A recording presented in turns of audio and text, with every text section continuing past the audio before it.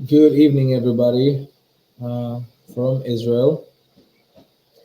Today is Sunday, October 29th, 2023, and thank you for joining me. I want to give you a short, brief update and some analysis of what happened today in Israel that's facing right now four fronts. Okay, people see the most extensive fighting in Gaza and outside the Gaza border.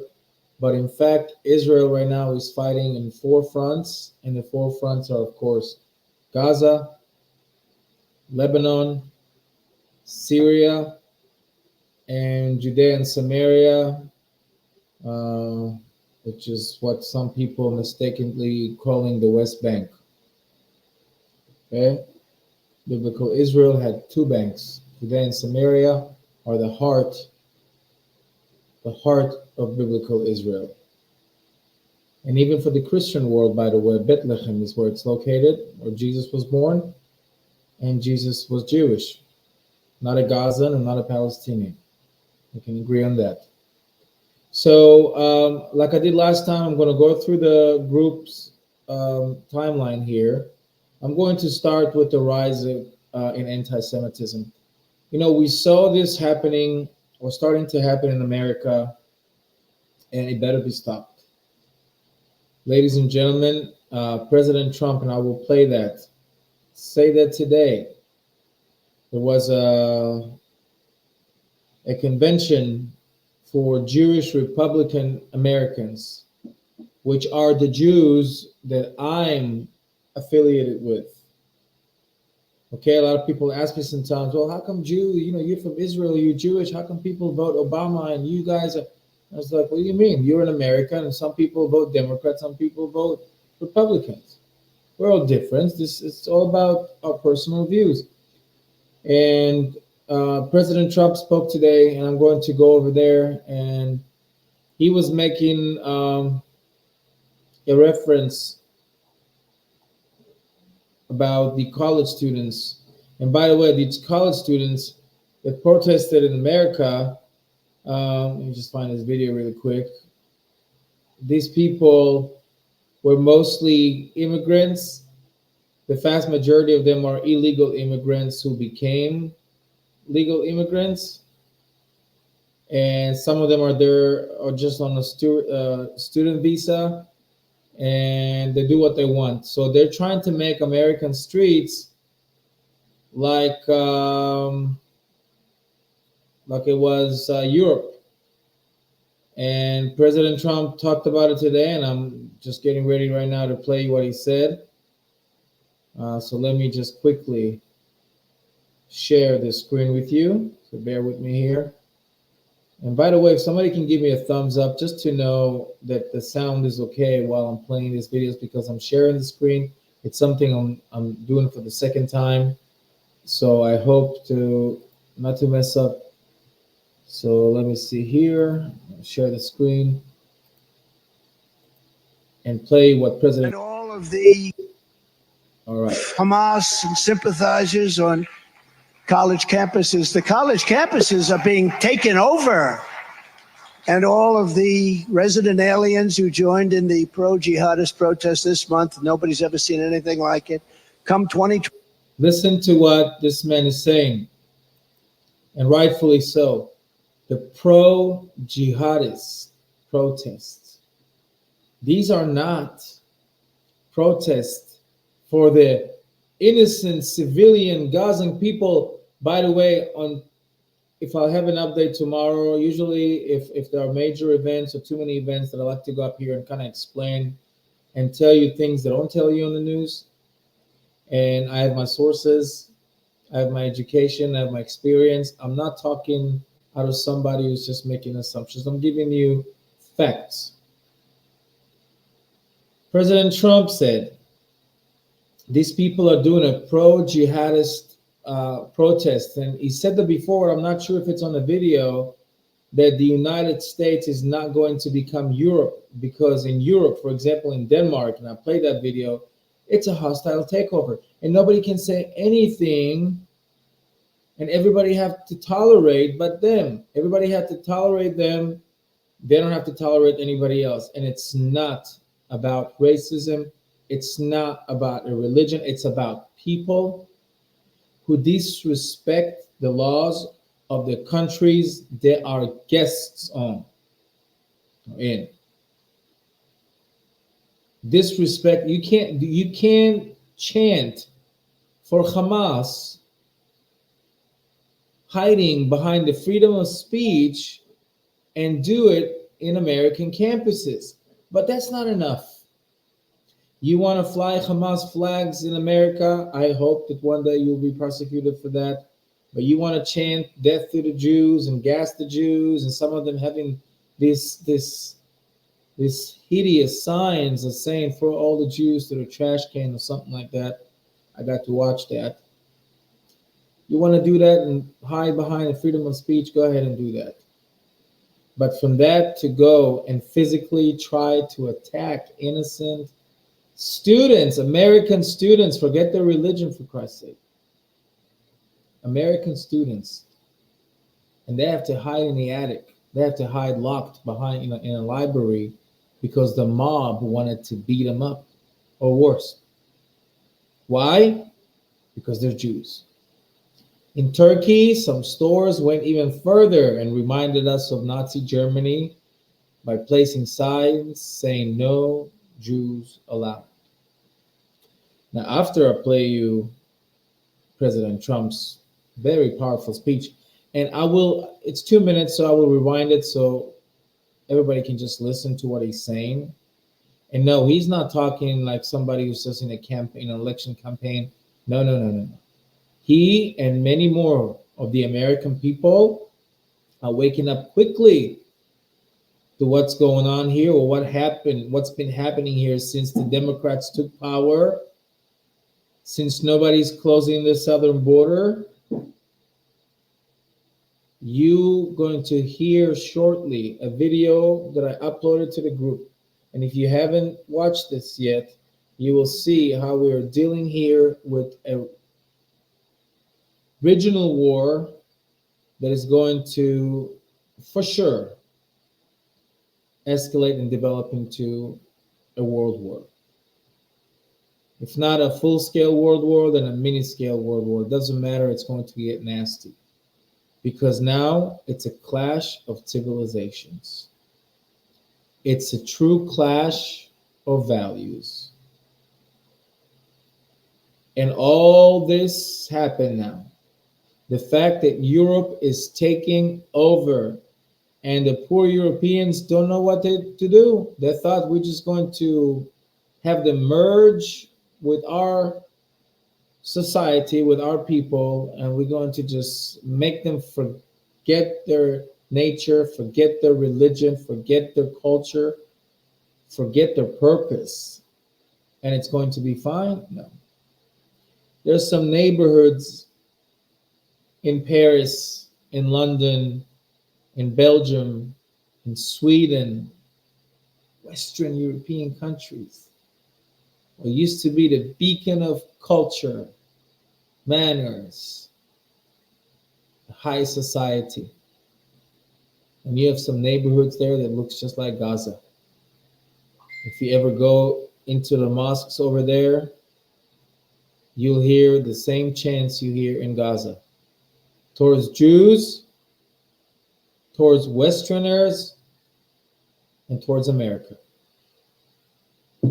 Let's continue to listen to President Trump. I'm going to rewind it and go on to the next video I wanted to play. Hamas sympathizers on college campuses. The college campuses are being taken over. And all of the resident aliens who joined in the pro-jihadist protest this month, nobody's ever seen anything like it. Come 2025, we will find you and we will deport you. We will deport you. Hamas. We will find you and we will deport you. Very, very, very important message. I'm going to read a comment really quick because I think it's an important one, and I'm going to go back to the update. So I don't know why it doesn't say your name here. Just say Facebook user, but okay. Many people believe, let me just present this comment. Many people believe that American freedom of speech covers all speech. It doesn't. And it's true. The First Amendment does not cover threatening speech or hate inciting speech, of course, or hate crime or terrorist supporting speech. By the way, since 1997, both Hamas and Hezbollah are considered terrorist organization in the United States. When you chant for them, when you remove posters of the poor hostages, some people rip them off. They don't. You support Hamas. You support ISIS. When they were beheading journalists in the beginning, when they took over Syria and Iraq, remember? You support them. You support Hamas. You support the worst of evil. And no, you cannot hide behind freedom of speech. But you know what, Jennifer?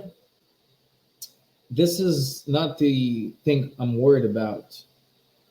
You know, that's the First Amendment. I'm talking about the Second Amendment. The fact that these people, sooner or later, or even right now, will be able to accumulate enough weapons to try and do something even bigger than 9/11.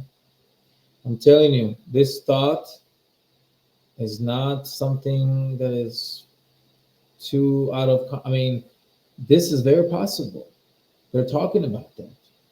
They have training camp in America, training camps for terrorists. Did you guys know that? Google that stuff. YouTube that stuff. Not only you'll read about it, you'll be able to see it yourself and to watch some news articles about that. Let's continue, because time flies always when I do these updates. So, okay, this is not about anti-Semitism, but this is something I put here. Reports of an attack. So it's another attack today. Another attack after the so-called clear message that the Biden administration sent Iran's proxies by attacking a warehouse in the middle of nowhere with barely any damage or casualties. Yet the Iranians did not get the message, and what they did a day after, or what their backers do, which is the same thing. What they did is attacked American base near the oil field in eastern Syria. So, and I said here, my 2 cents were under Biden, it's a new normal, because now it's a daily thing. You know, if any of these drones or cruise missiles or rockets that these people are shooting towards American bases can cause multiple American casualties.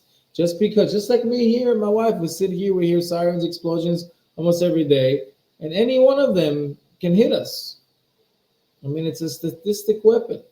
So the same thing is with these attacks on these U.S. bases. Unprovoked, because it's all part of the original war. I'm going to talk about Gaza shortly here and read comments in the end. And again, don't get me wrong, I have lots of Muslim friends, lots of them. Some of them serve in the IDF, some of them don't believe in this crazy, sick ideology. But those people who adopt this jihadist, fundamentalist, anti-Western, anti-Israel, anti-American approach, believe them when they say that they want to destroy and kill Americans. Look what they did on October 7th. So, yeah, another attack on a U.S. base, and the United States should really pay attention to that and do something about it. Of course, look at this. Queer Jews, free Palestinians. So I told you before that these protests, especially in the United States, are held by Arabs, Arab or Muslim people who live in the area. And then you have some very, very left-wing Jewish people or students who stand with them. No matter what happens, Israel is to blame. No matter what happens, evil is always right and good is always wrong. Anti-Semitism, another post I wanted to show you. See this gentleman here? Let me see here really quick. This is what he tweeted. He's a senator somewhere. I don't know where. I think I had it written somewhere. Look what people, and Elon Musk allowing that. Our friend Elon, freedom of speech. He said, at least now the world knows, supposed to be the world knows, but the world knows why he did what he did. So he's justifying, glorifying Hitler, inciting to kill Jews, and he gets away with that. And I put like Hamas are terrorists, and then Facebook sent me to Facebook jail and restricting my process here, my progress. Anything I want to do here is limited because I just tell the truth. But I'm not surprised, to say the least. So let's move forward. So I'm just showing you like all of these just from today, okay? I was able to collect. This is, by the way, the weapons that they found on the terrorists. I mean, they came here like, look at this. They came here, and all of this was aimed towards civilians. Look at this. That's one of the bikes they used. Tons of rocket launchers. Tons of AK-47, grenades, explosive mines. I mean, you name it. Look at this. This is just some of the stuff. How could you stop them? People were in their beds just trying to hold the door against the terrorists. And how could they face this? This was a massacre. Cold-hearted massacre. Well, that lady, okay, talking about anti-Semitism, now we're going to move to the, after the United States, this is Israel's biggest friend, by the way. The Czech Republic was, it's been like that forever since the establishment of Israel. When Israel was tiny, there were sanctions, there's no weapons coming, not even from America. America actually had like an embargo over weapons to Israel when little Israel in 1948 just established itself. The only reason we survived against all these Arab militaries invading us was because of this country, the Czech Republic. So you guys can read, she pretty much wants to get her country out of the UN because the UN is so biased and so just like, I don't want to say anything. But yeah, okay, this is who that gentleman is. This is the post. Let me see here. This is the post, yeah. So this is how Dr. Afghan Ullah Khan, a Pakistani senator with a doctorate from Oxford University. Is he a U.S. senator?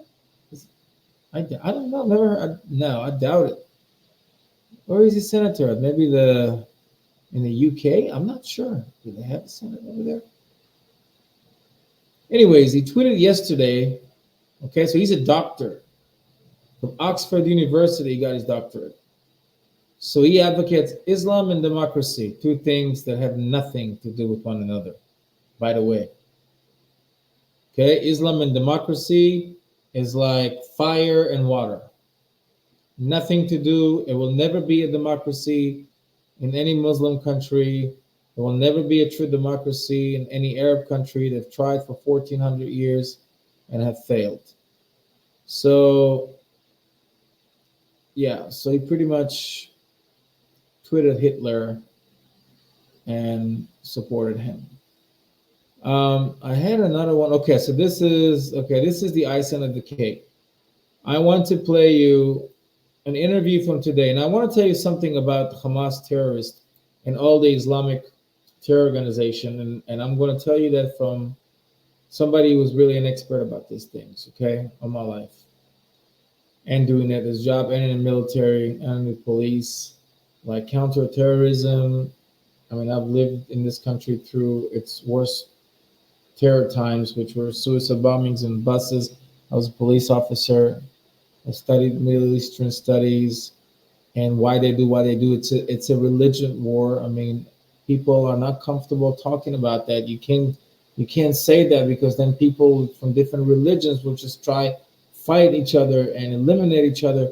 No, that's not what I'm saying. I'm saying it's a religious war, meaning the acts that we see from Hamas and all these Islamic terrorist organizations are not because of a political dispute, nor land, nor anything, nor money. It's a religious duty that they find that this is their moment of truth to try and pursue. This is why almost half of the American forces are here in the Middle East.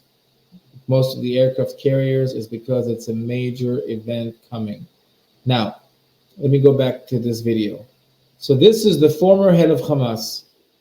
Okay, up until a few years ago, he was the head of Hamas, but he's still involved. He's still a Hamas leader. His name is Khaled Mashal. Okay, Israel tried to assassinate him in the 90s in Jordan. 2 Mossad agents were following him on a motorbike and got to him, stabbed him with a needle that had like a nerve agent of some sort, and he was pretty much dying. And they were apparently captured, unfortunately for them. So as an exchange to their freedom, they had to give the antidote or antident, something to neutralize the toxic there. Then they had it in case there was an accidental case that they got it. So the assassination attempt failed. He has thousands of murdered Israelis' blood under his hands. So in English, Hamas will lie to the world, right? They'll tell the world everything the world wants to know, how poor they are. They're the victims. Israelis committing genocide. Israelis bombing civilians. Baloney. You know, Israel is the only country that begs the population to leave, to evacuate. For days now, they give him 24 hours. They extend it to 48 hours. They give him another week. They give him another phone call. They drop another tons of flyers from the sky. Leave. We don't want to bomb you because we don't want to kill you, so-called civilians, just Hamas families. People don't understand. Once you know the Middle East and the Arab world, you have to understand that these people, these terrorists, this Hamas movement are part of tribes, Hamulas in Arabic. They're families who live in Gaza, and these families sometimes are about like almost 100,000 people. These are the tribes there, and it's okay.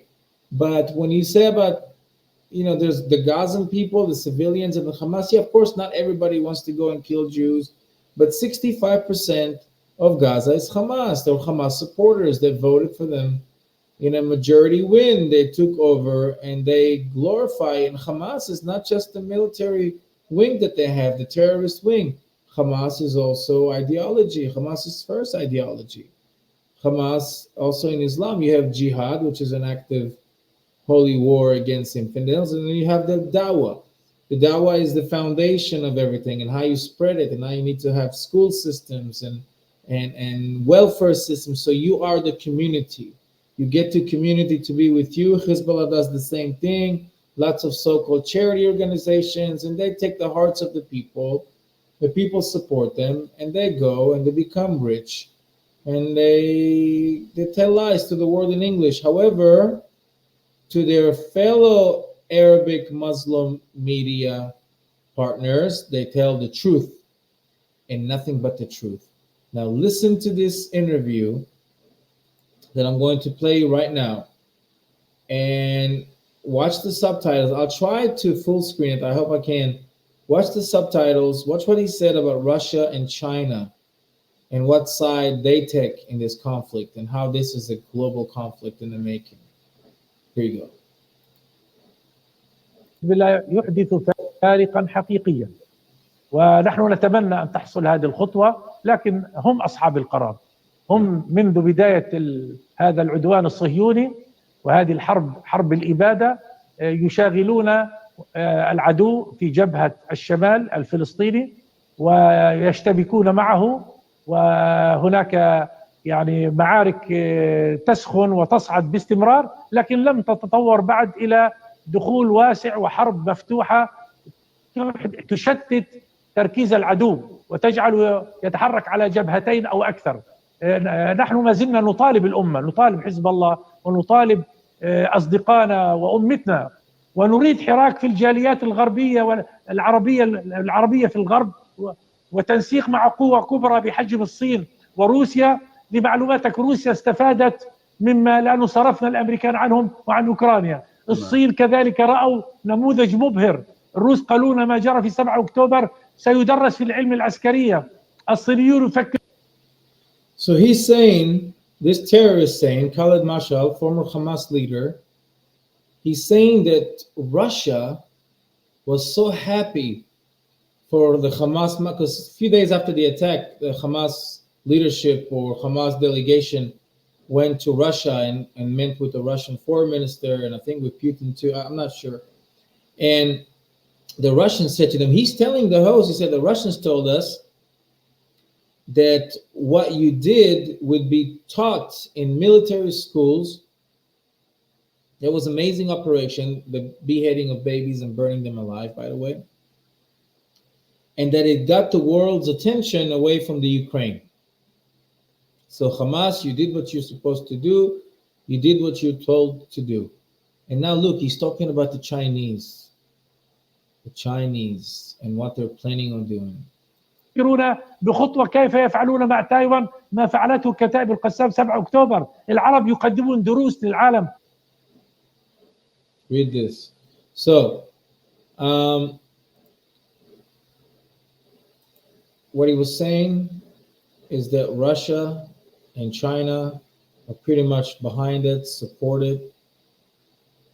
This is going to be a regional war. When people ask me about Gaza, ground invasion, no, why the Israelis are not going, and I'm going to speak about that. But it's a regional war, and we need to be ready, especially here in Israel. And the U.S. needs to be ready, because though I personally don't want the U.S. to interfere in anything going on here, but the U.S. is being attacked daily. U.S. forces are being attacked daily in Syria. I know it's not covered much, but it's significant. You can't do that. And there's a lot of forces that come in here to the Middle East. There's a UK aircraft carrier who also came into the Middle East. And if the UK is involved, you know something big's happening as well. UK is only going to get involved when the US is involved. You know, the UK and not Israel is the US's United States closest military ally. So some of the secrets that the US doesn't share with anyone, not including Israel, they share with the UK. They're 2 NATO members. And if they're coming here, then things are heating up. This is the calm before the storm. Now, let's move to Gaza really quick. We spoke about the global crisis. So it is a global crisis. The anti-Semitism in the world is going crazy. And by the way, remind me to play you a video. We'll go back to this really quick. I want to play you a video from Dagestan. Okay, it's a Muslim republic in Russia. And watch what these people are doing. The hotel,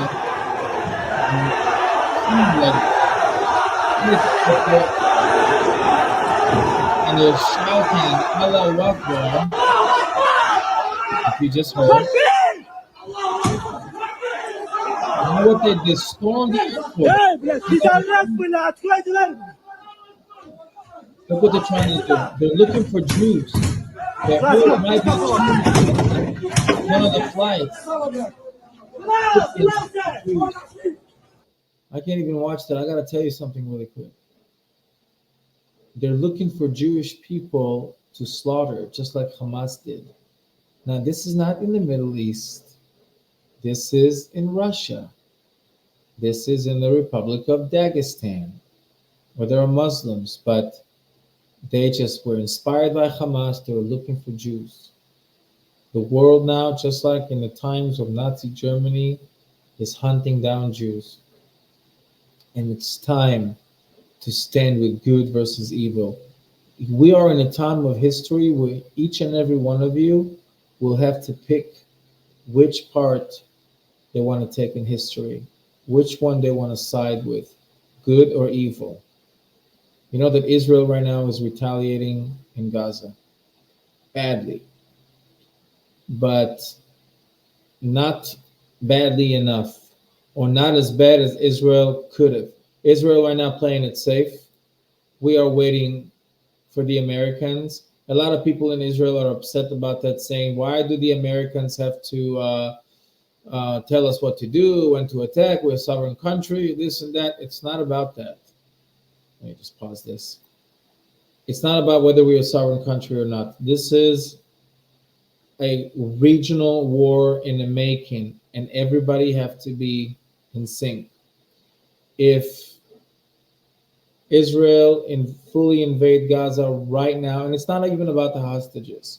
I'm not even going to talk about the hostages, because when you are on the mission to destroy a terror organization, you don't deal with the hostages. You either rescue them or you get a deal after the war is already over. So what the IDF is doing is amazing, because the IDF is, again, letting people know they need to evacuate, to go south. They're bombing the north. I mean, almost every target. And now they're doing it with, excuse me, with bunker buster bombs, in order to make sure that no tunnel will be functioning there when the ground invasion actually starts. And it has started. And I'll show you footage right now. The ground invasion started, but it's not a full-scale one. It's mostly just to go clear the way, get some intel, kill some terrorists, come back, regroup, do it smart. And the reason they're doing it right now like that is, A, to continue to have world legitimacy to do what they're supposed to do without going all out and just killing dozens of civilians. And again, even though I think Gaza is Hamas and Hamas is Gaza, I don't want to see civilians who are not involved dying. Not at all. I want them all gone. I want Hamas terrorists to lose their lives, and their leaders and their supporters.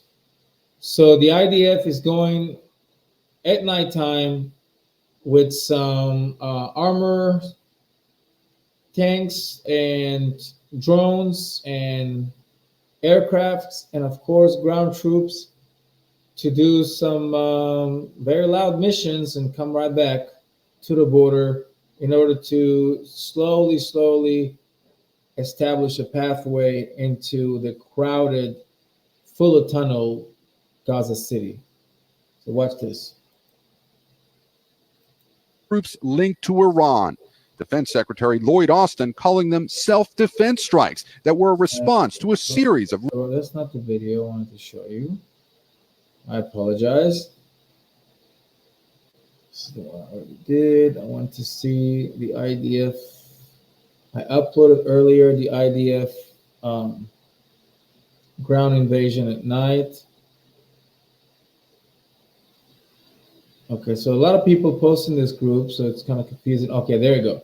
So this is the video I wanted to show you.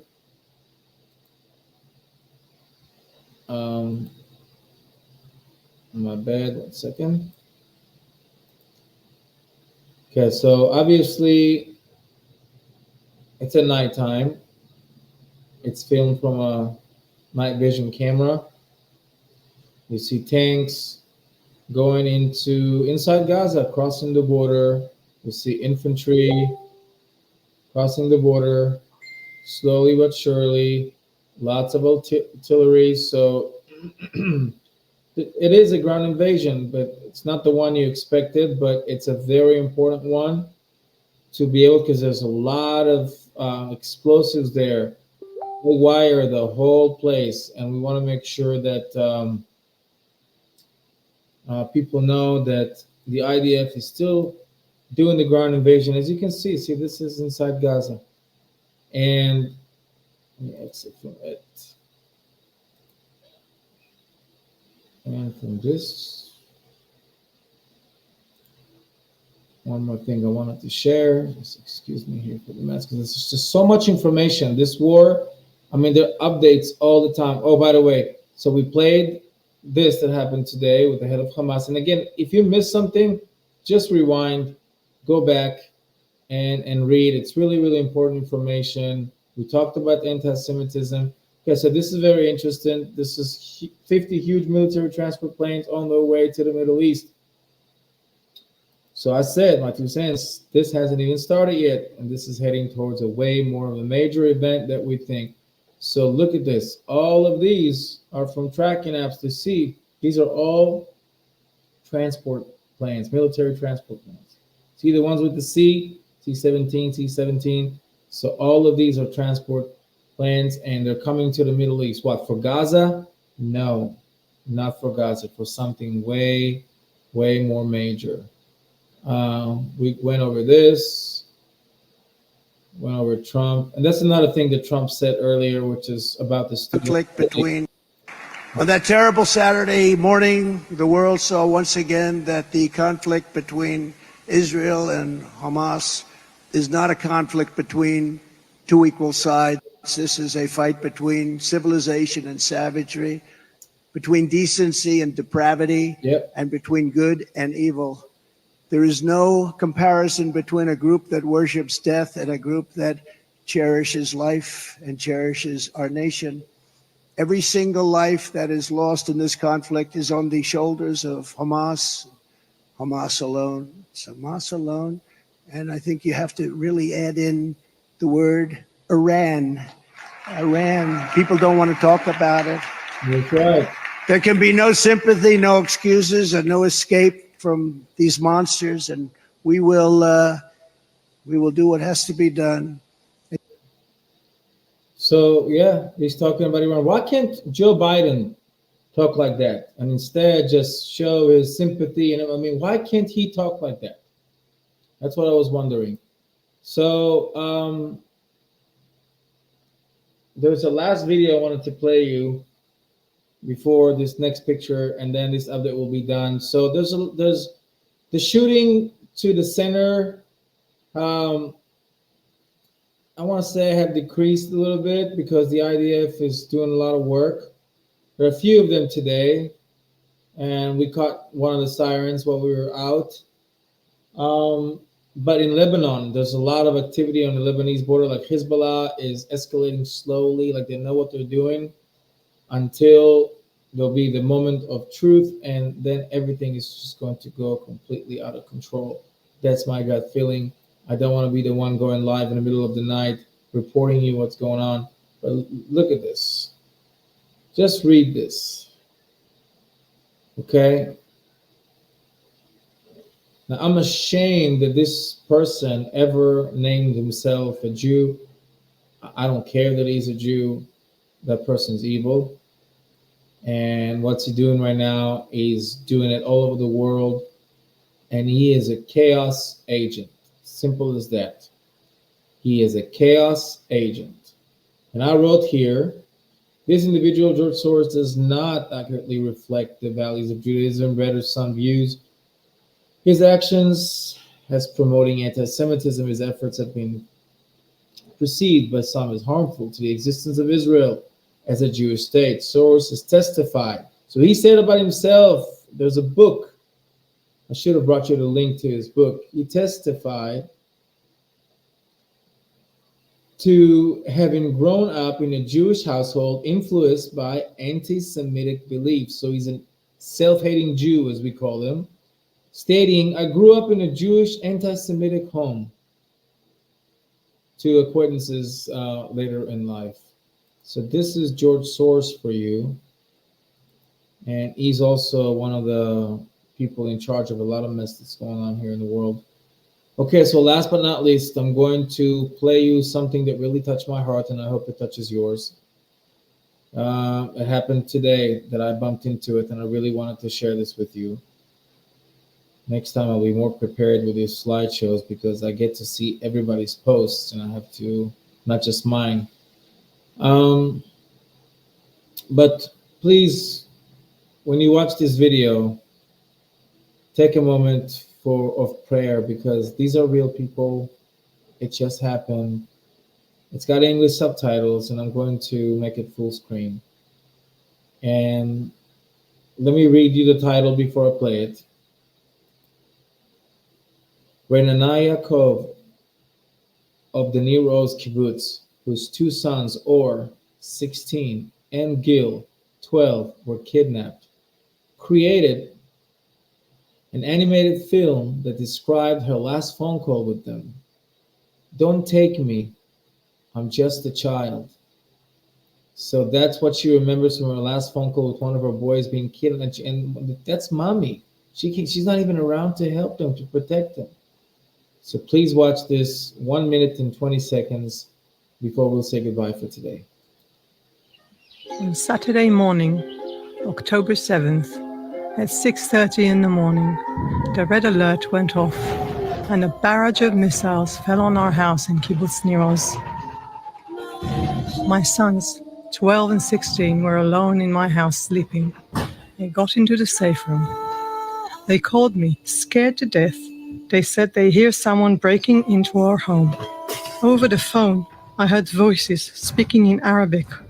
Even though my son was trying hard to hold it closed, the door to the safe room was pushed open. Last I heard was my youngest saying, "Don't take me, I'm too young." 70 people were kidnapped from their home in Nir Oz. I think of them, alone, in a pit or a dark tunnel, with no sense of time. I hope that they are together, keeping each other strong, and that they are with other children who were also kidnapped. Until I see them again, waiting to hug them again soon.